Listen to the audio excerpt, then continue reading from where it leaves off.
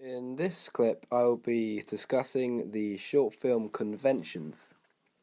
So, as I've already discussed in a recent post, short films often use ellipsis, which is sort of the compression or extension of time. So, for example, we saw in The Switch, a short film by Nike, we saw a whole entire lifetime within one film.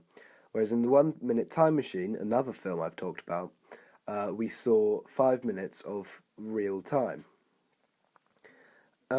Another aspect of and convention of short films that I'm slowly beginning to realise is that you need a very short and very sweet narrative.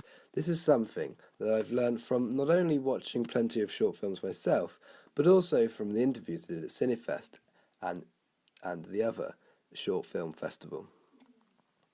Another convention of short films is the satirical and ironic side to them. And this is basically the idea that you can often get away with mocking a genre of film within short film. For example, you can go completely overboard with horror, but not so much to make it a zom-com or a comedy horror.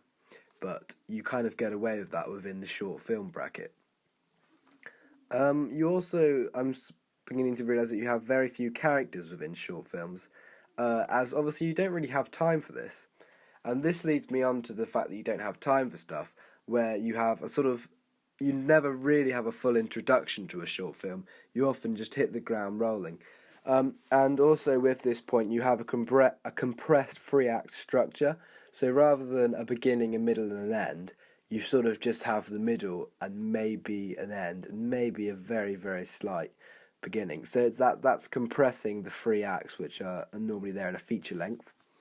Voiceovers and sound bridges are very common of short films. For example, I haven't actually come across any yet that I can talk about right now on the top of my head, but I have in fact seen a lot of sound bridges used in short films.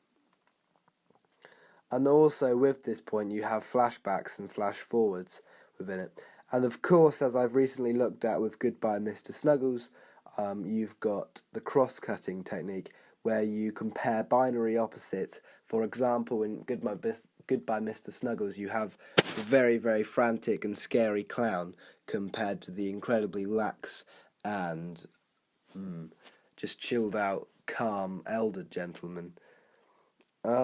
So yeah, there's some conventions that I've discovered and now discussed with you about short films.